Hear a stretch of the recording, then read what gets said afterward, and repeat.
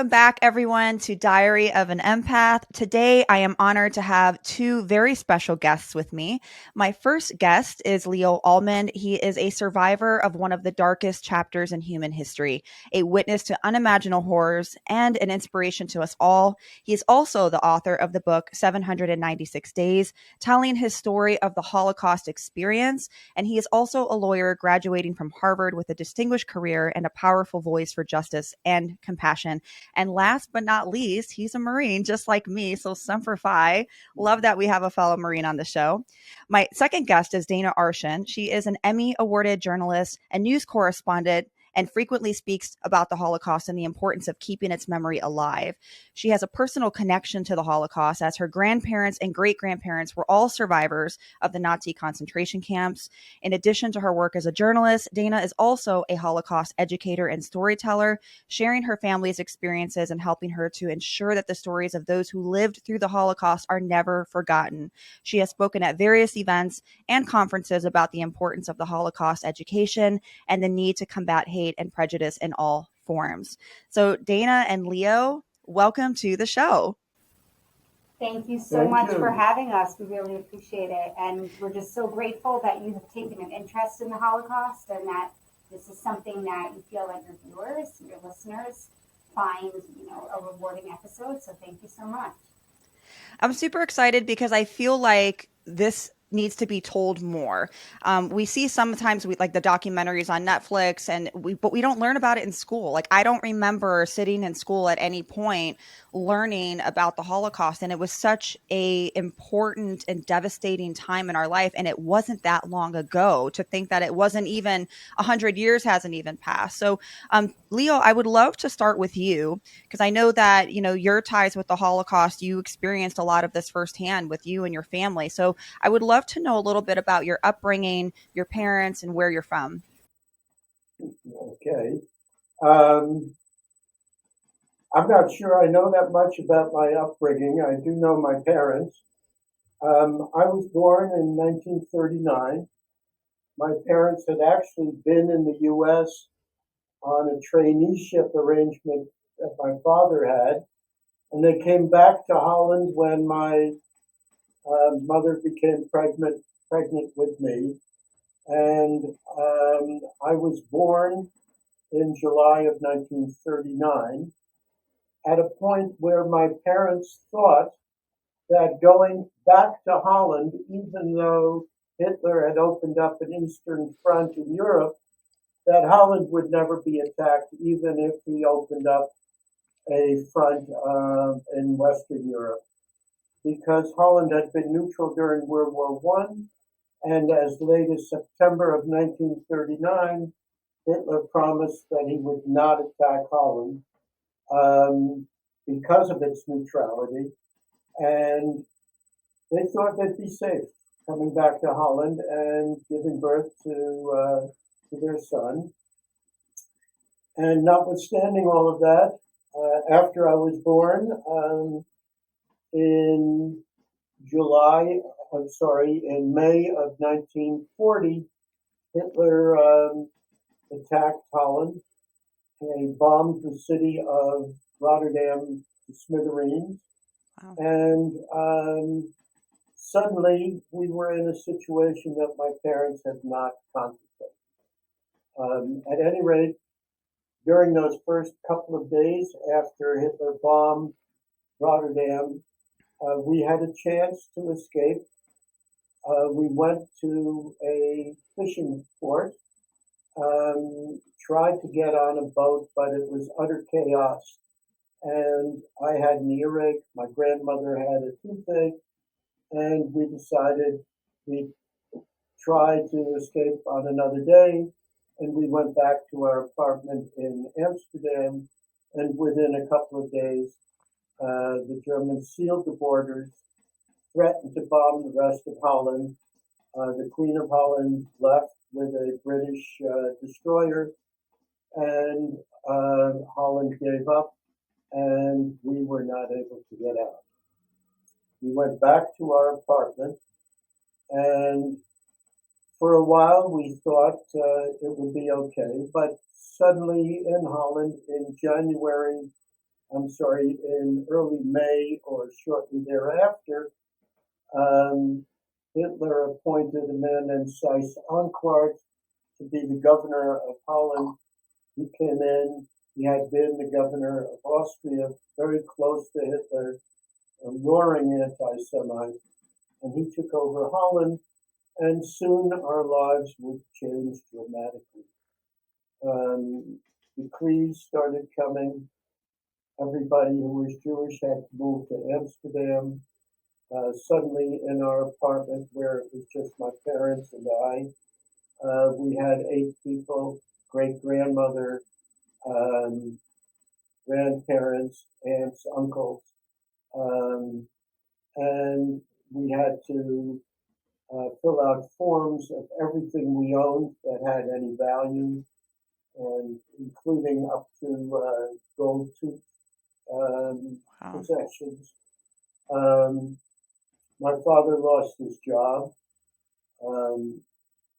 but we were still alive. And then more decrees came. We were not allowed to use public transportation. We were not allowed to go to public schools.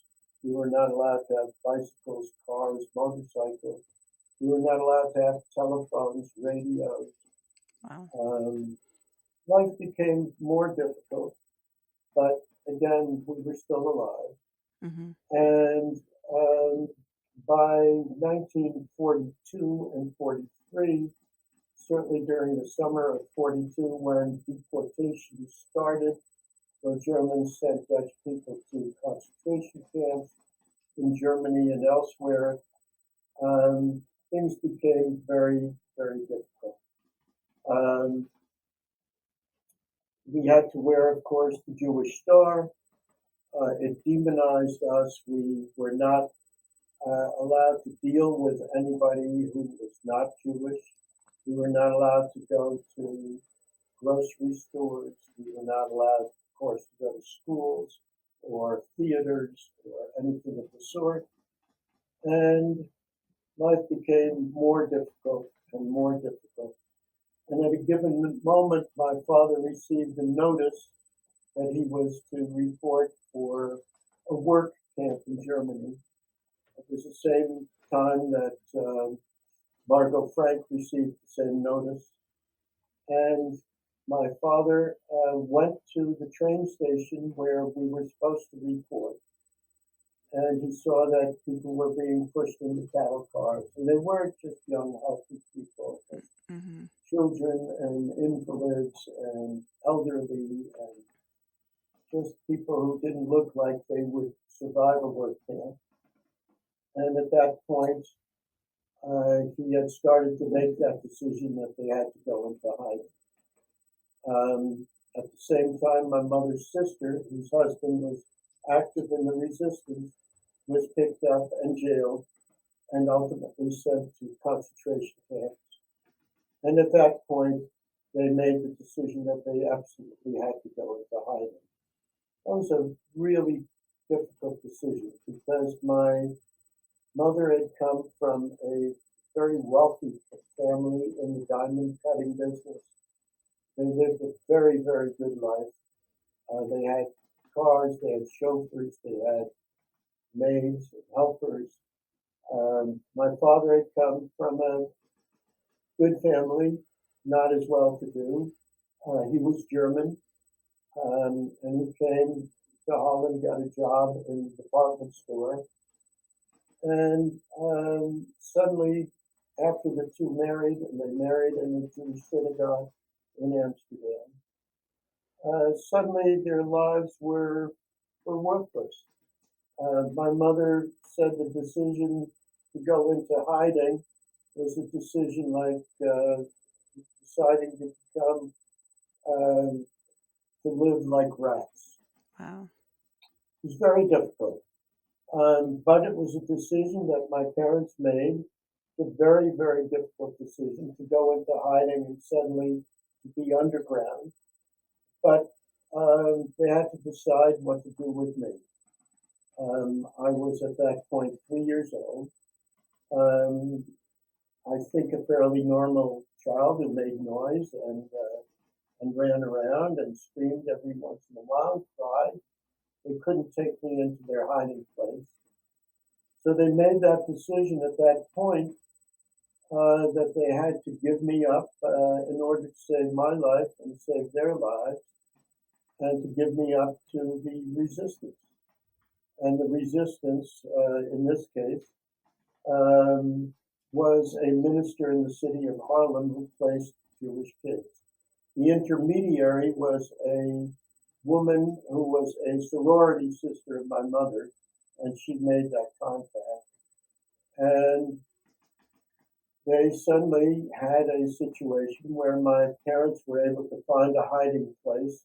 My mother had arranged it because she had done social work, and one of her clients had an attic on the main street in Amsterdam that they were willing to rent out to my parents. And they found a place for me through the resistance. And that turned out to be a young man who lived in a suburb. I went there. I was weaned away over a period of days or weeks. But I went there and lived briefly with that man and his wife. His marriage fell apart, and so I went to a sort of orphanage. And while in that orphanage, the father of that young man came to get me. He got a special pass. He was a retired policeman. He got a pass to go through the German lines with a bike, to go north of Amsterdam to the orphanage, where he picked me up and took me to his apartment. And that apartment was in a totally different part of Amsterdam. He didn't know who I was. He didn't know where I came from. He and his wife knew I was a Jewish kid, and they agreed to take me into their apartment and to take care of me during the war that they probably did not expect to last 5 years as it did. And that's where I stayed. That's where I spent my years until I was about 6.5. These were my war parents. I couldn't even imagine what that must have felt like to be separated from your parents at such a young age.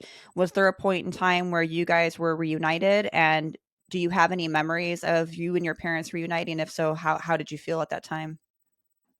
Well, I don't have a lot of memories about my hiding place with my war parents, but I do remember at the end of the war, it was May 5th, 1940, when the war ended, Dawn 45 when it ended. At that point, I went out more or less for the first time from this apartment where I'd been in hiding for nearly 3 years. They had dyed my hair blonde and pretended I was a grandchild. At that point, my war parents knew that my real parents, if they had survived, would come to pick me up. And through the resistance, my parents came to learn where I was and that I was alive. And they came to get me. Somehow they got there, appreciate that they had been in a single attic room with one window, no heater light, no electricity.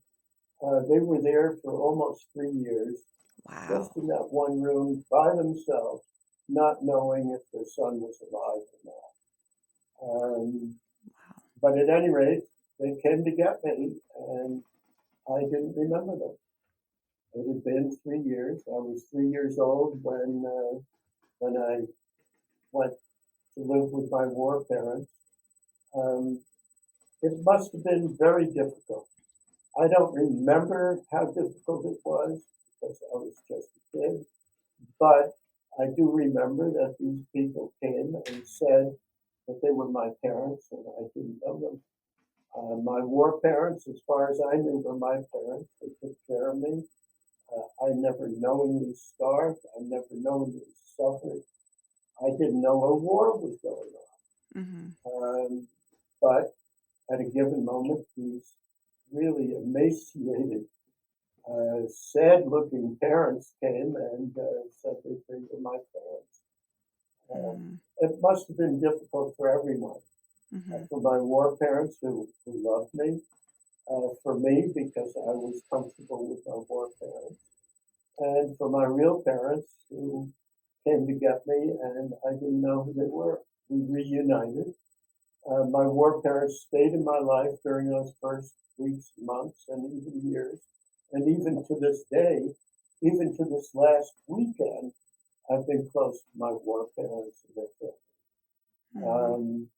But I did go with my real parents, and we went back to Amsterdam first to their hiding place, which was just awful.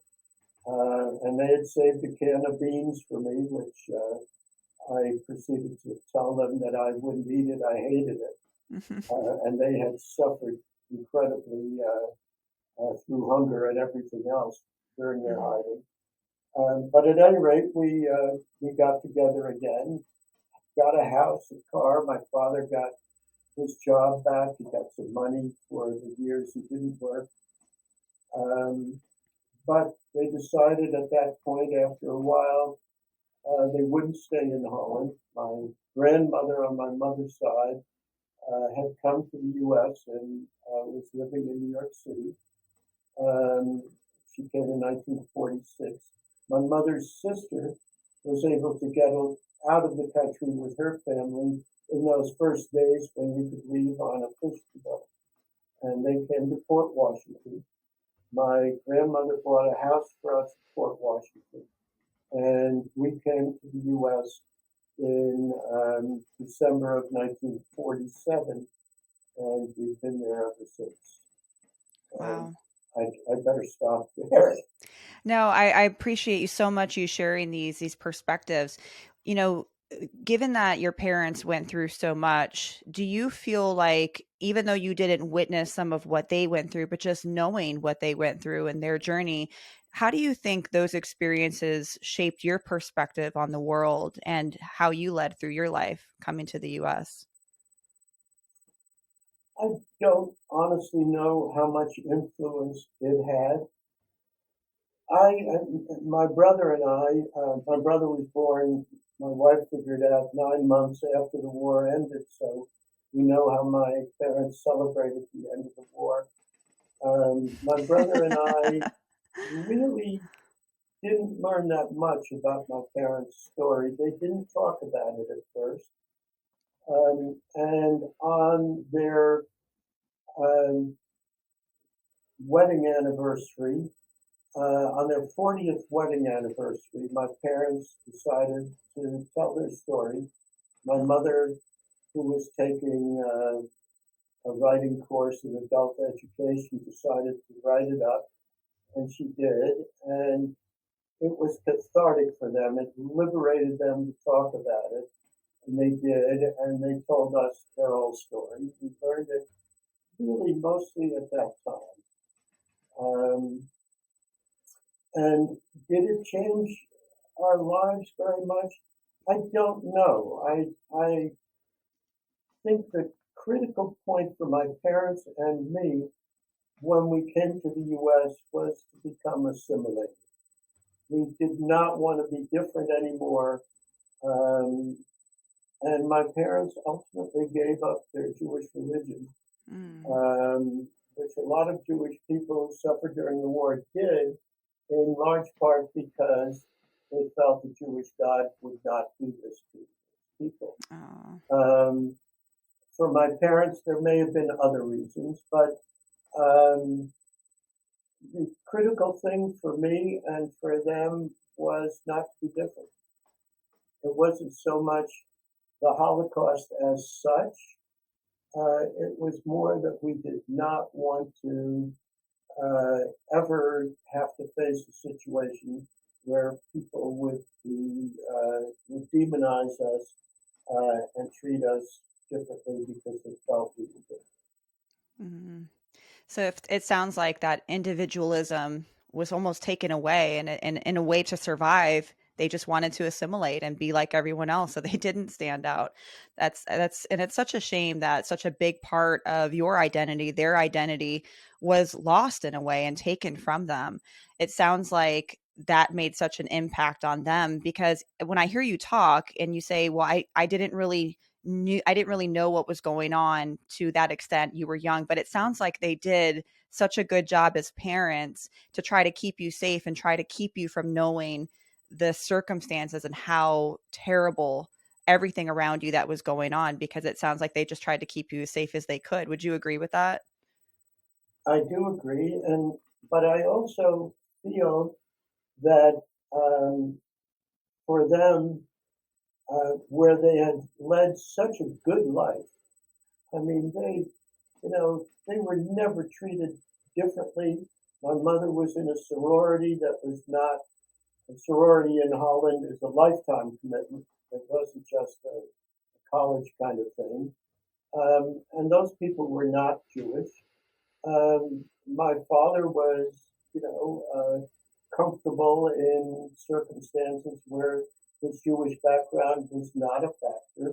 In Holland, there were so few Jews. In fact, Holland in 1940 had about 9 million people and about 145,000 Jewish persons. So it was never a significant minority in terms of the kind of treatment that the Germans gave to their Jews, or the Polish, or others. So coming from Holland, it was never that much of a factor. And all of a sudden, we were demonized. Right. And people dealing with us could be killed. And the trade union that had a national strike in support of the Jews, which was the only such strike in all of Europe ever. 450 leaders, or young men and leaders of that union movement, were ultimately killed. Wow. So, it's a change that was so dramatic that they never saw it coming, and they were never able to deal with it effectively, except try to assimilate and not be different. Wow, that's such an incredible story. And fast forward, you guys come to the US, you ended up going to law school, you joined the Marine Corps.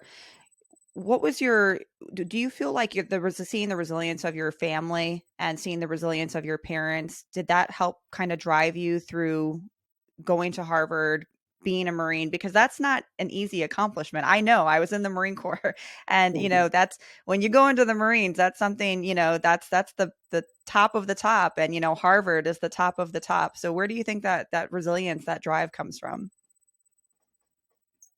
I don't know. I know I didn't fit comfortably in the public schools in Fort Washington. I think I wasn't sufficiently challenged, at least that's what people tell me. And therefore, through a recommendation from a Dutch friend, actually, I applied to prep schools and went to Andover. I think that was the most important thing that ever happened to me. Going from Andover to Harvard wasn't a big thing in those days. And I did well at Andover. I was not a great student at Harvard. I majored in lacrosse, and my wife and I married while I was a junior at Harvard, and then I started studying, and I went to law school. I did well in law school. I also went to business school. I took 2 summers with 21 credits each, and went to my 2 weeks in Marine Corps each summer, and then got credit for 1 accounting course at the law school. So I got an MBA also, and was dean's list there. I was smart enough in courses that were probably I chose because they were pretty easy. Fair I enough. never took math or physics or those kind of things. I stuck to languages and social studies. I was the same way. So that, I did the same thing. Went into the Marines really young, ended up in grad school. And, I probably got by the seat of my pants, but, life experiences taught me the most. So I can totally understand that. Um, Dana, I would Yeah, love to. Oh, go just to ahead. jump in for 1 second on the Yeah. Marine Corps, Yes. um, I learned more valuable lessons at the Marine Corps than I did at Harvard by far. Same. The principal one of which was to keep your mouth shut and just do your work. That's right. Um, and that of itself was a valuable lesson. Hmm. Um,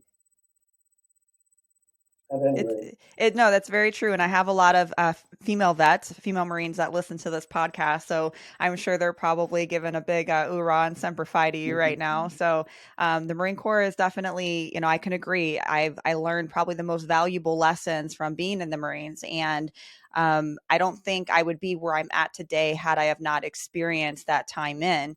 And my time, I was 2006 to 2010, but, we were in Afghanistan, Iraq war at that time. And so a lot of the life lessons that stuck with me, even from today, go back to my time in the military. So I thank you so much for your service and for sharing your story, because it's so impactful. And I know that this is a story that people need to hear. You all know that I stand by the recommendations that I give. I only give recommendations for products that are ethical and that are going to add value to my audience and something that I personally use. I would never recommend anything that I feel would not be beneficial.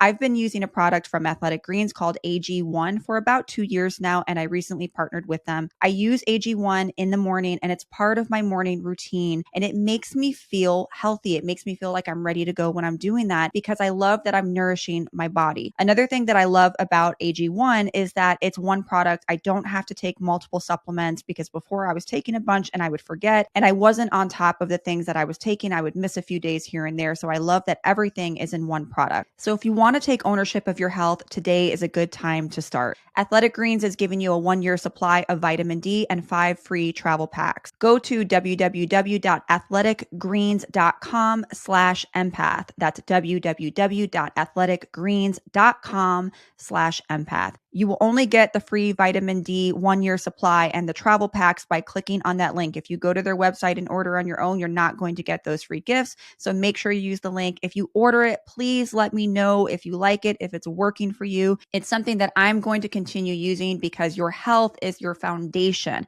If you don't take care of your health, everything else will crumble above it. So I'm putting my health as a priority, and I want you to do the same as well. Dana, I know that, you have a lot of ties to the Holocaust as well. We talked a little bit briefly before the show, and I know your poppy, your grandfather, was someone who is very close to you. And from my understanding, he's from Poland. So I would love to hear a little bit about who he was and his time before the war and before the Holocaust, and what life was like for him. Sure, yeah. So my poppy has a very different story than Leo. He's 100. He turns 101 in 2 weeks, and I'm going down to Oh, Florida to celebrate with him. He grew up in a very, very poor family in Poltask, Poland, about an hour north of Warsaw. I don't know if they were poor or it was just because they had 11 children, and it was tough to keep that type of lifestyle. But my great grandfather, so my poppy's dad, came from a long line of rope makers, making rope for horse and buggy, literally anything you can think of. And he was one of 9 children when the war broke out in September of 1939, which is when the Nazis invaded Poland. And he had 2 siblings who had actually died before the war, which wasn't so uncommon back then because of the medical issues. But they were a very, very tight knit family. They lived in a 1-bedroom apartment, all of them. My poppy would tell stories of Shabbat dinner where they would sit at this long communal table. My great grandmother would spend all day cooking, and he says they would fight and argue, and a totally normal childhood. And it always sounds so fun to me to think of having so many siblings. They were a very religious family. It's common in the Orthodox world to have so many children. And my great-great-grandfather, my papi's grandfather, who died the year before my papi was born, was the chief rabbi of a city in Poland called Stanislava. I believe I'm pronouncing it correctly. So he was the chief rabbi, and then his son, so my papi's uncle, was the chief rabbi after him. So it's incredible to me that I come from this lineage of scholars and this ultra orthodox lifestyle. And I think that's one of the reasons I'm so passionate about my family lineage and learning this story. And I can't even imagine, growing up in that type of world. And I'm truly just fascinated by it. And I've made it my mission to learn my papi's story inside and out. So let's go fast forward now. You have the Holocaust that's happening. Can you describe what happened to your grandfather and his family when the Nazis first invaded his hometown or his area? Yeah, absolutely. And let me say quickly, I know that Leo's family seem to have a really nice existence with their non-Jewish neighbors.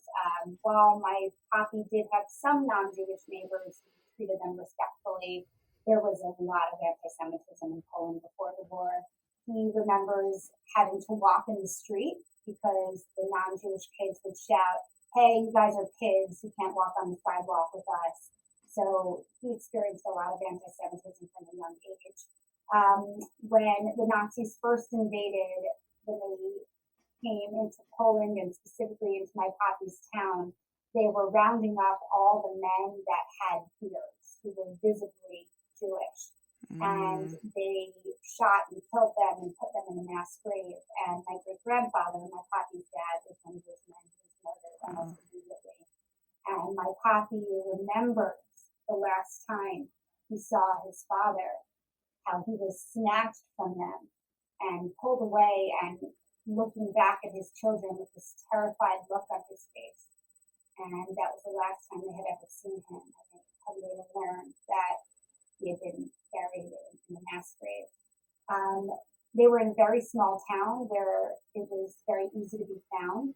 So a lot of Jews in small towns were actually slowly making their way to Warsaw, where they had found, I believe there were some, just like in Amsterdam, I know that all the Jews in Holland had to go to Amsterdam, I believe.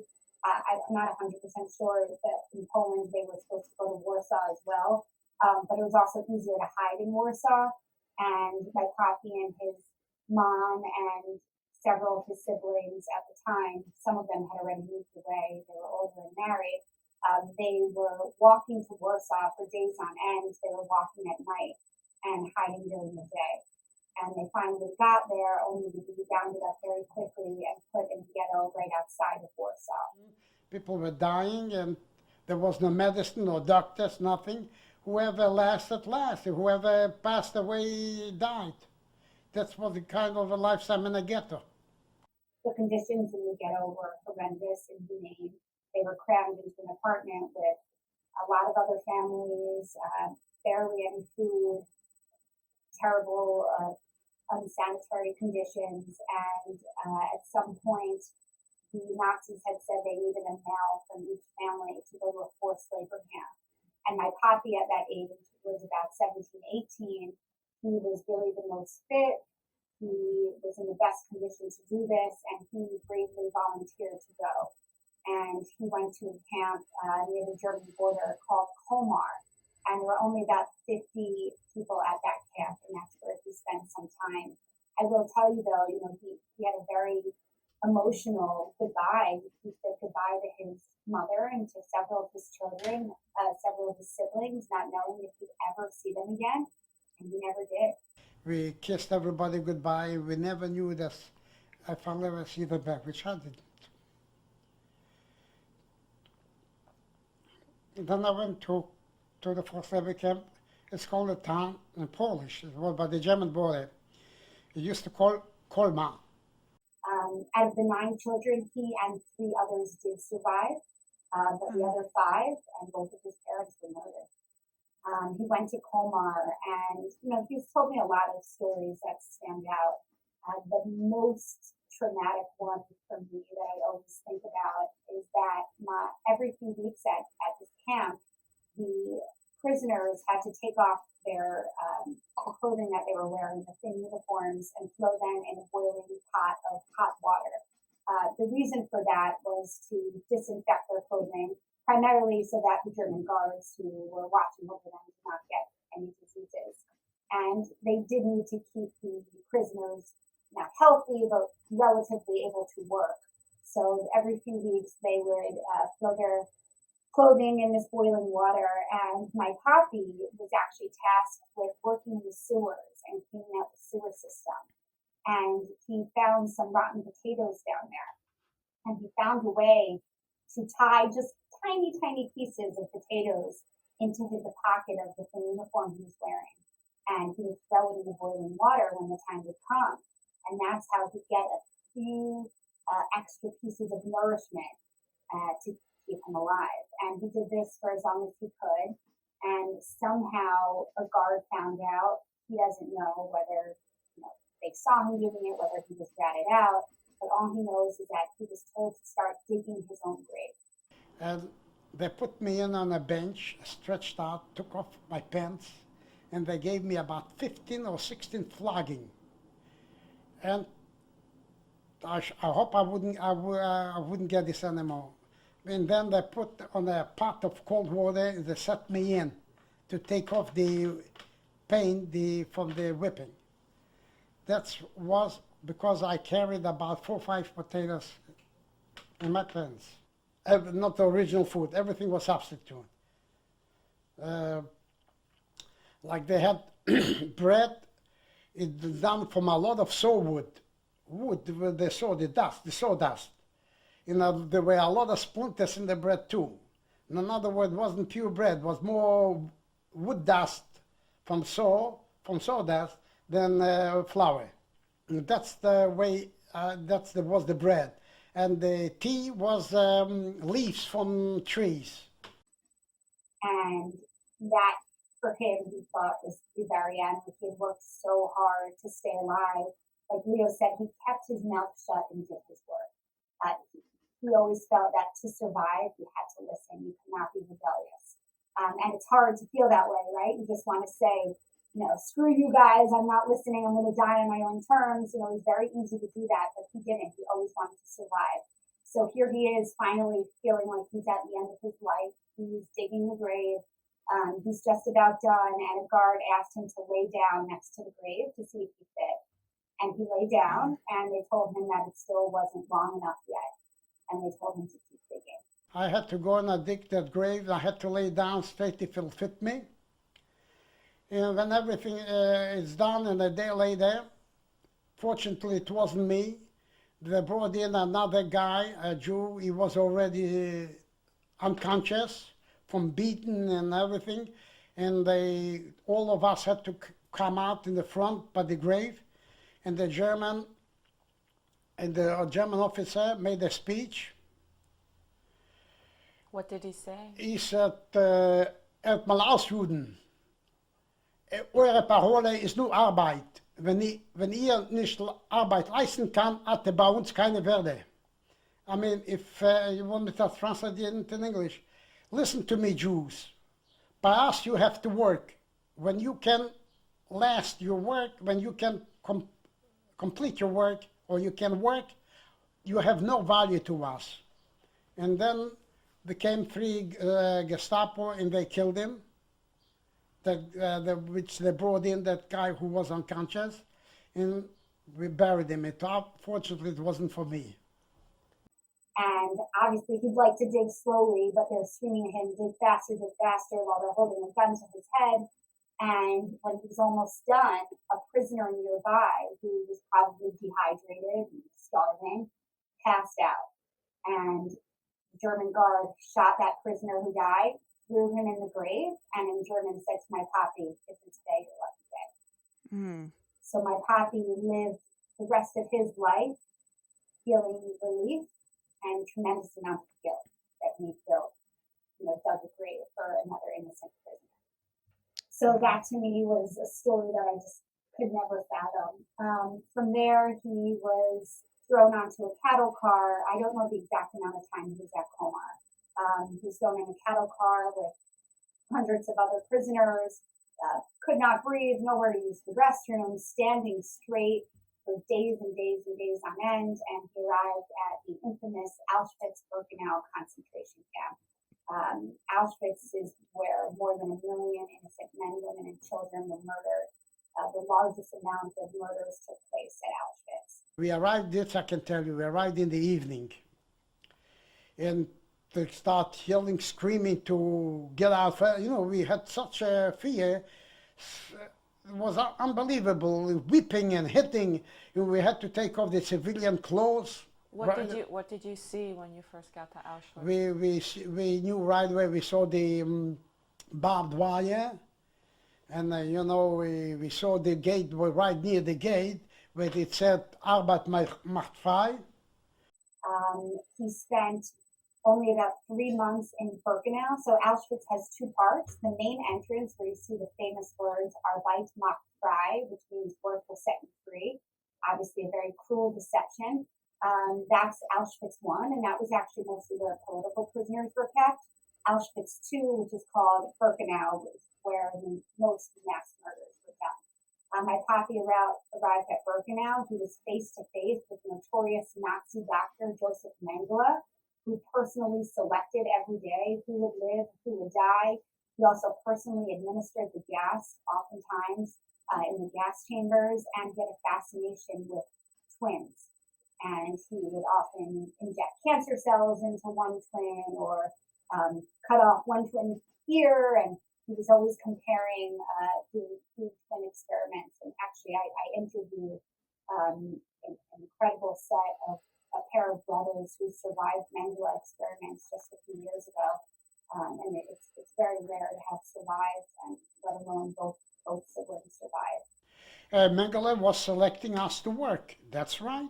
In Birkenau. What do you remember about him? But then he came with a group of Gestapo. With Gestapo, he had a cane in his hand, and he pointed out this one over here, and the other soldiers with the dog. They made sure that guy who was on the left side shouldn't run to the right side. And that's what happened about for 1 week, every day on the appeal to be selected. Then, for fortunate, I was selected with my younger brother to go to work in the Vosna. We knew that we wouldn't go to the gas chamber. So, my papi spent 3 months in Birkenau, and then from there, I should mention quickly, he was reunited with his younger brother, Moishe, in Birkenau, which was one of the best things to happen to him, and both of them did survive the war. My papi is the only one of his siblings alive. My younger brother, we hugged us, we kissed each other, and he told me the sad story about my two brothers. And I asked him, you were later with my mother. I mean, when I left for the first one selected to go to forced labor camp, what happened? He says he don't know what happened with them. They took him away. He knew it, they took him away. So he told me all the story about them. And I didn't expect I'd be able to see any of my family again.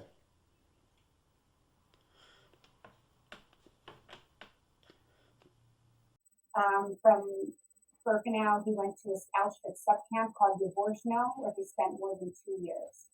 And he did hard labor every day there, working in the coal mine. I mean, I tell this story, it sounds like it's fiction. Like, how can this be real? How could anyone survive? I personally have a circulatory issue called Raynaud syndrome. It's not that serious, but I'm more prone to frostbite than the average person. I mean, I wouldn't have lasted 2 days in January of Poland. I mean, he was wearing no socks and wooden clogs and walking through the snow. I mean, it's just unbelievable. I mean, he's 101, so his genetics are clearly impressive. Yeah, but, so you have them, so that's good. And he tells this story in the Yavorsno, the subcamp he was in. There was this group of 18 prisoners, mostly non-Jewish Czech political prisoners.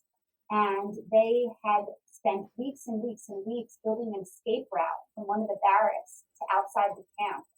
And very close to the end of them being finished with this route, they were caught.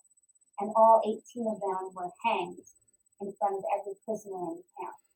And they were singing the Czech national anthem and saying, "You will not get away with this. Everyone who's witnessing this here today will live to tell the story."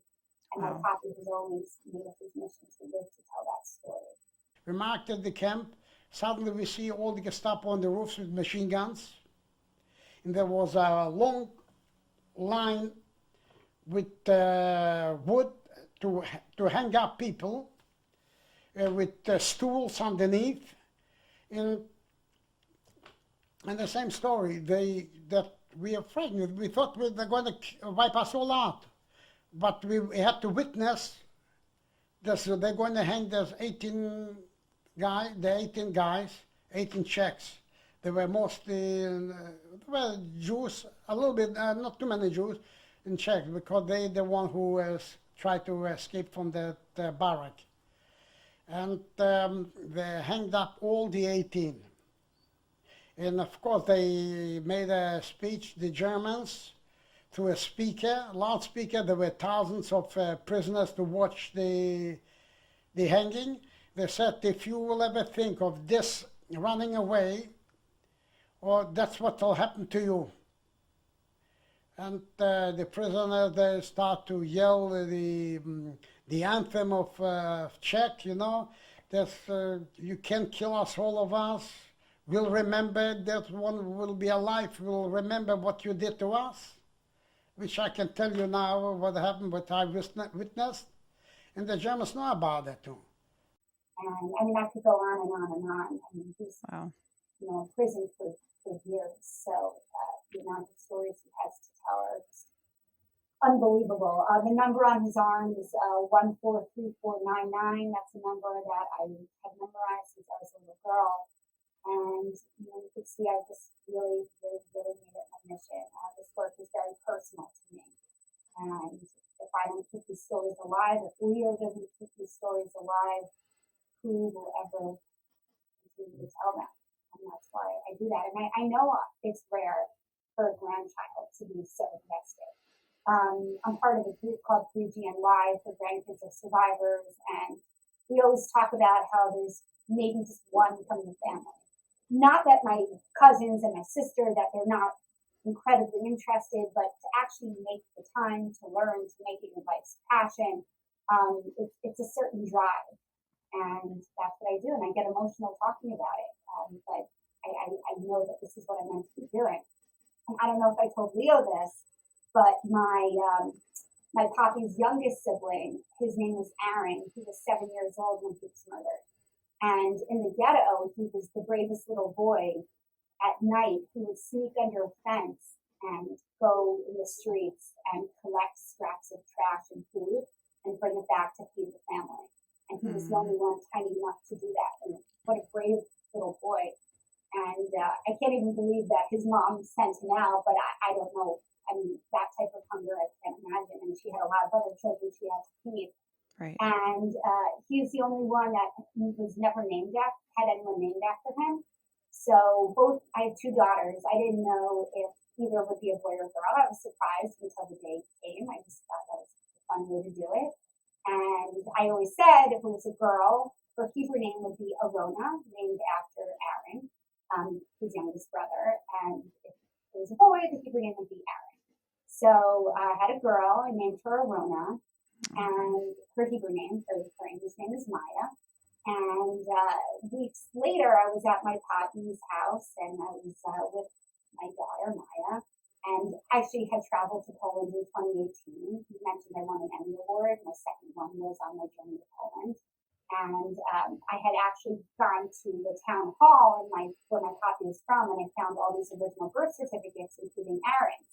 And I had gotten them all translated, and I pulled it up, and I started bawling hysterically. I was with my poppy. I said, let's read Aaron's birth certificate. So it turns out Aaron was born on July 27th, 1932. My daughter Maya was born July 27th, 2019. And I went into labor while I was working at Fox 5 in New York. I was about to go on air with the Jeffrey Epstein story I was 10 minutes to on air and my water broke, 14 days to my duty. And I believe that this was a sign from Aaron saying, this girl needs to share a birthday with her namesake. Yes. And if that's not a sign, Yes. that's the craziest thing to happen is that I went into labor exactly 14 days early with my daughter Harlow at almost 5 p.m., which is almost identical deliveries and labors and everything is my first. And I go into labor, I have the baby, and I had a big presentation I was supposed to make that night that I obviously couldn't do it because it was Holocaust Remembrance Day, Yom HaShoah. Oh, wow. So both of my children have these incredible Holocaust significance Yes. with their birth dates and their names, and if that's not a sign that I'm meant to be. I just got goosebumps. I don't know what it is. That's a 1000% a sign. I'm very spiritual, and so I feel like our past loved ones will try to initiate dates and signs, and that was 1000% meant to be. That's like so I beautiful. don't know if I always believed that, but after this, and I've been talking about Aaron for a whole year, how this is going to be. It was crazy to me. So yeah, I believe that there's something pulling me to do this work, and I feel like little Aaron definitely lives on in my daughter. Tell me about when the Americans came to liberate. Did your grandfather, your poppy, did he talk about how he felt, how everyone around them felt? Did they feel like this is it? We're going to survive? Because I also read that there was a lot of people post the Holocaust that they actually didn't survive because they were eating and they were doing all of these things all of a sudden, and it was actually very harmful to them. But take me through that. I would love to hear about his experience once he was liberated and how he moved forward from there.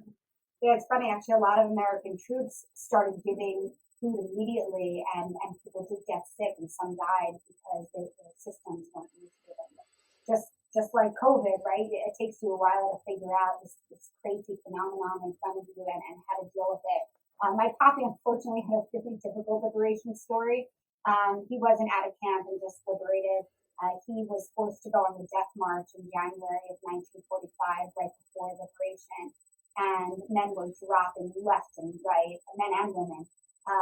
He had to march for days and days in the snow. He got terrible infections on his arm, on his feet. He was walking in those wooden clogs. Anyone who couldn't keep up was being shot. It was totally chaotic. The Germans were escaping the Russian army who was advancing at that time. And it was terrible. We start to march. A lot of them couldn't do it, and they killed them right on the spot, and they got it. We saw anybody who couldn't walk right away. They were walking with the German Lugers with the guns, and right on the spot they killed them, left alone in the garden. It was bitter cold in January, and we had to wear the wooden shoes with the snow sticking down. We couldn't even walk. You know, the legs were twisting. We walked through the night, and they killed a lot of them. A lot of them were killed because they couldn't walk. They were not physically fit to walk. He has a really complicated, just like Leo's story can go on and on and on. I know his liberation story perfectly. It's very long and complicated. I'll make it short and say that he eventually, because it was so chaotic, he went into hiding under a haystack while they were on the march. He was then able to, he joined forces with a Jewish British brigade that took him under his wing. And at that point, there was some type of agreement between Germany and Britain where political prisoners from England would not be killed. So they pretended that my poppy was part of the British brigade. It's honestly a very complicated story, but he was then in a prisoner of war camp with the British brigade, and that's where he was eventually liberated by the American army. And he says he was kissing the ground, he was kissing their feet. He could not believe it, and for months and months and months after the war ended, he was always looking over his shoulder because he couldn't fathom the idea that there wasn't a guard or somebody standing behind him with a gun. It took him a really long time to understand freedom again. And he sure. also didn't know if any of his siblings were alive. Moishe, who he had reunited with in Birkenau, they had been separated, so he didn't know if he had survived. There were newspapers going all over the world saying, like Natan Rosenberg from Protest Poland is alive, and that would be sent everywhere. Mm. And that's how a lot of Jewish families reconnected after the war. And it took years for many of them to Wow. connect in that way. They gave me a cross to carry across, so I shouldn't be noticeable. And they gave me a name. I should call myself Standish James. That was a British prisoner who died. I should carry his name. And I couldn't speak a word of English. I was with them, but they cleaned me up. I had a British uniform with shoes, with a cross. I tried to show off my cross so nobody should be suspicious. The sign. And everybody asked me, how come you are a young guy? I said, I was a volunteer. That's all I knew. We laid out on the street, we start kissing the soldiers, the tanks, everything. I kept on looking all the time if a German is behind me. Since 5 years, being castrated into a prison camp, so I always thought maybe some Germans are still behind me. It's more than a miracle. It's more than a miracle how I survived. Did you pray to God at all during these years? Well, yes, I still I'm not strictly Orthodox, but I pray with tefillin every day. I don't skip it. When I go for vacation, I take it with me. I've not much. I don't know whether to tell you, but I am considered lucky by living a life like this, losing my family.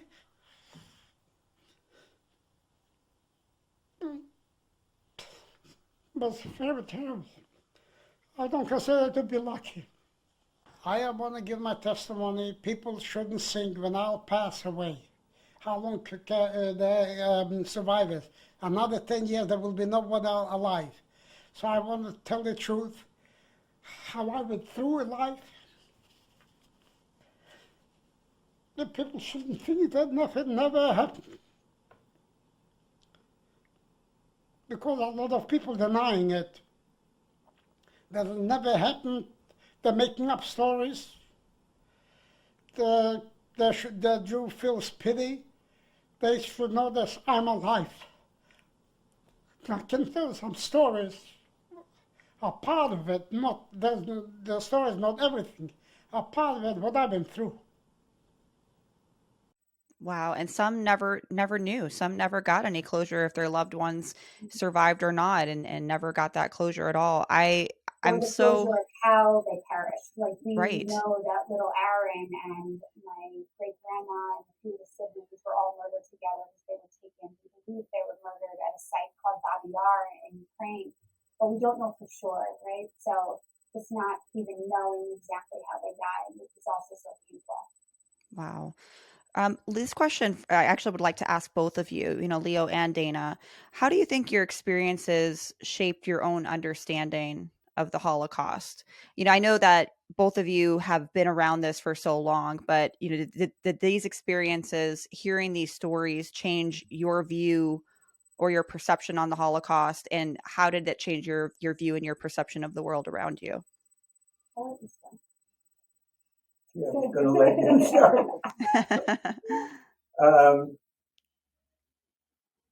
Again, I'm not sure I know the answer. In my own case,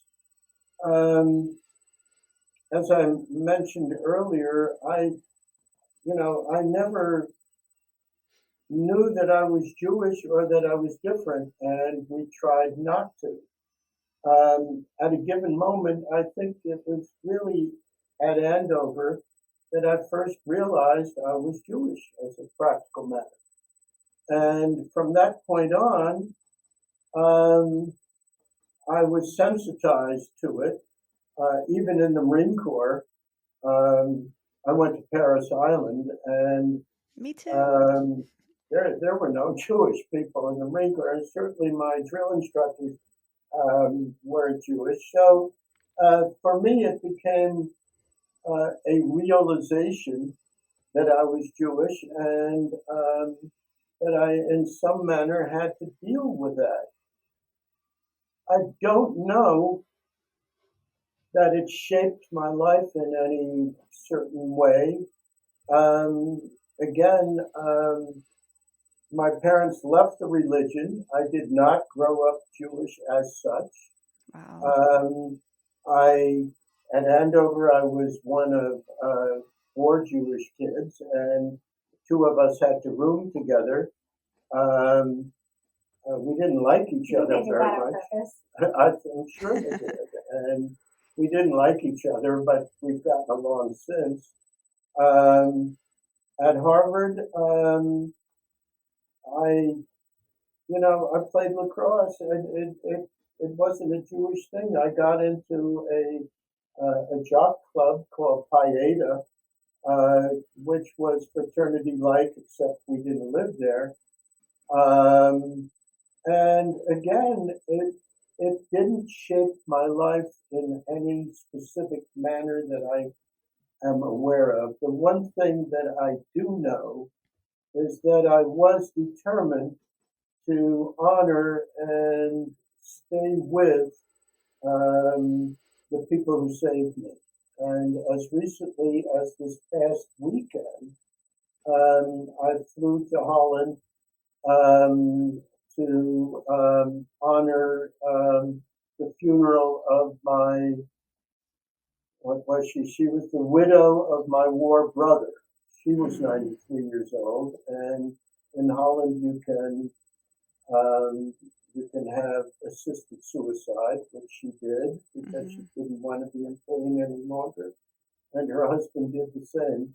But I've stayed close to that family forever because where would we be without them? And I have in my family, we are basically 20 people. Of those 20, 14 would not be here without my having been survived through the efforts of this family. So I've stayed very close to them, and it's been meaningful for me. I don't know that it's shaped me in other respects. I do believe I'm a survivor, uh, and therefore I'm willing to take on stuff. Um, as Dana knows very well, I competed in 145 triathlons, Wow. including a couple of or three Ironmen and a good half dozen or more half Ironmen. Um, I'm a survivor. I figure I can do things, and I'll get through it somehow.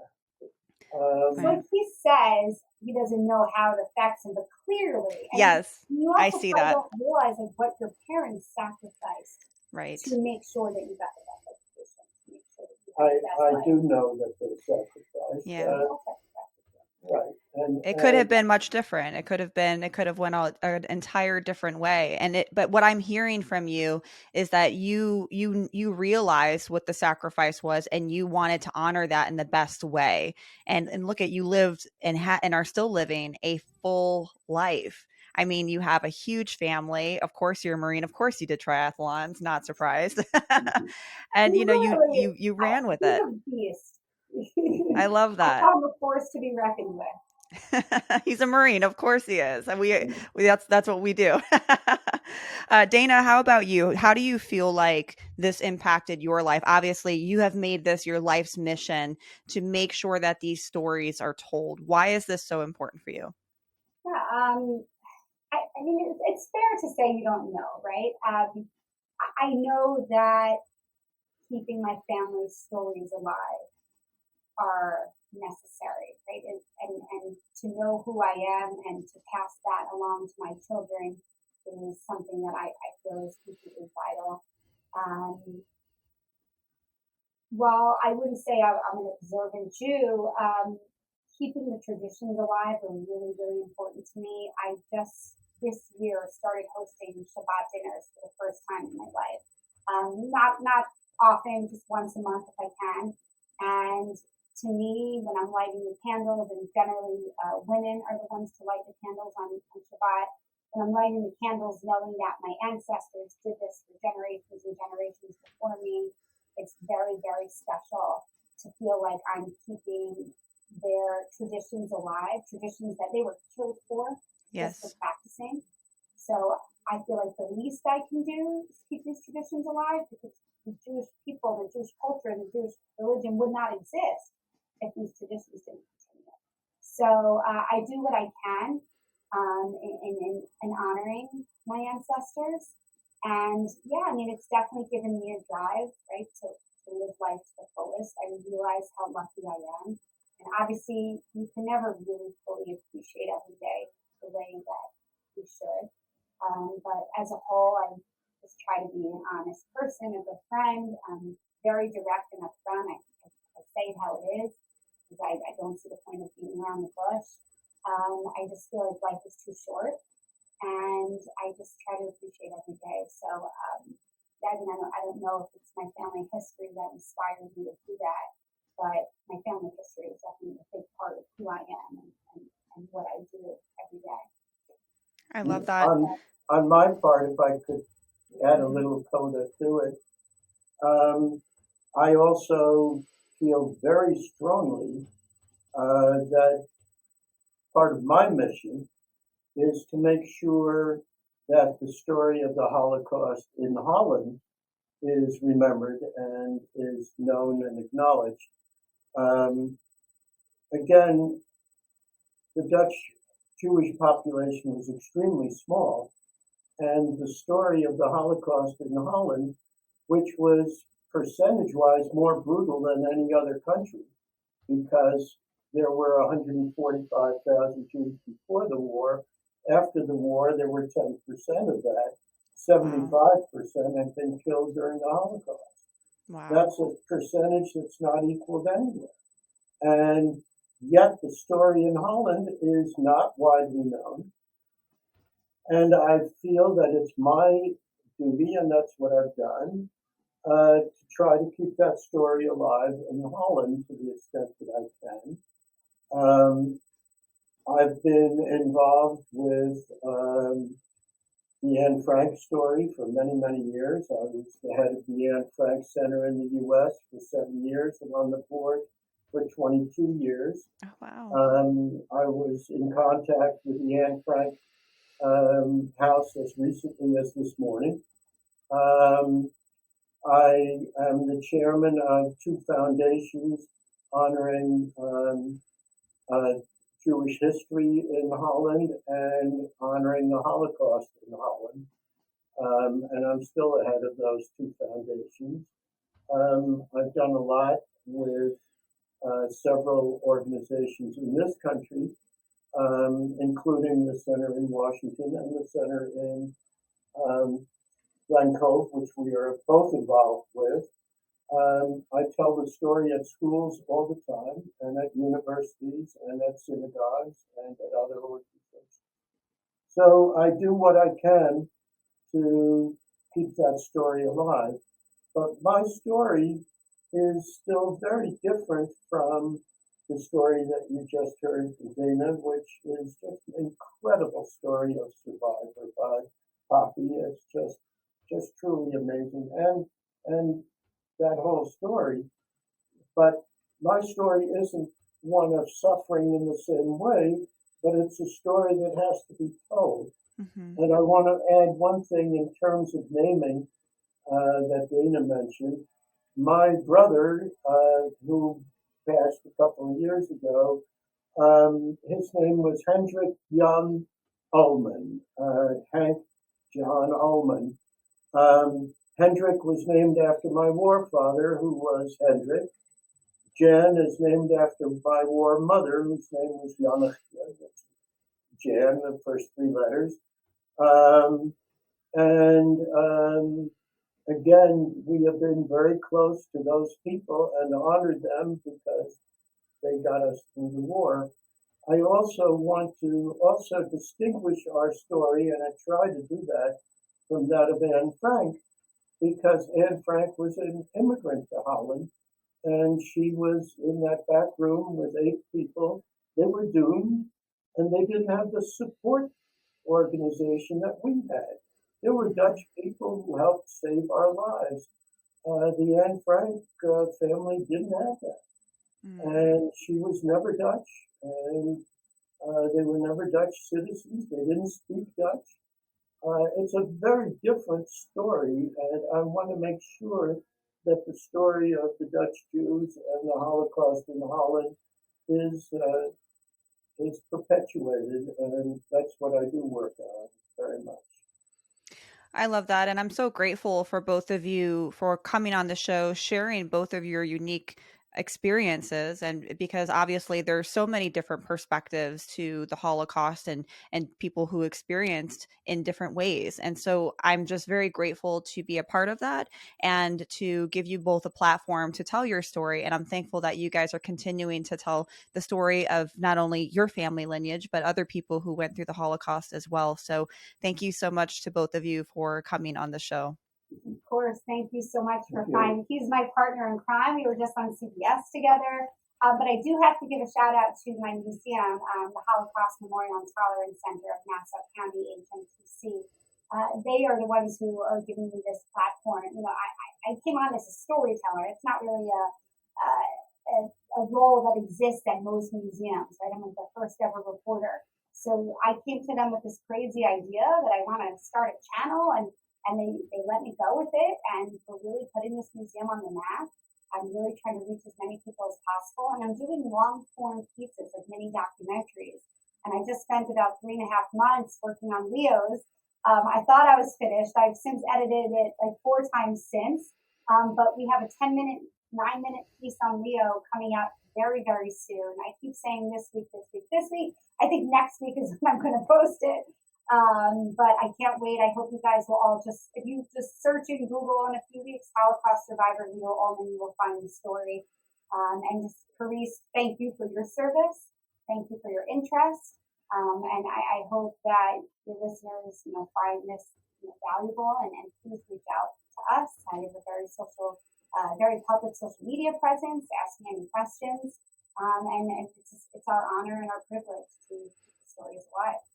And I'm going to link everything, your foundations, where to find you guys. If the documentary is done, we'll link it below. As a matter of fact, once it's done, I'm going to go ahead and edit and link it anyway. So that way, if anyone comes back later and listens to this or watches this, they just know where to find it and they can, listen to anything. I'll find the link by the end of this week. Yeah, we'll it's okay. Yeah, well definitely make sure everyone gets to it though. So, and all right. Thank both of you. Half his story. I mean, this man, he hasn't told you about the business and all his entrepreneur awards. And I mean, he's amazing. Look him up. I mean, he could be here for days. But yeah, it's been a pleasure. All right. Thank you guys. Thank you very much for listening to us.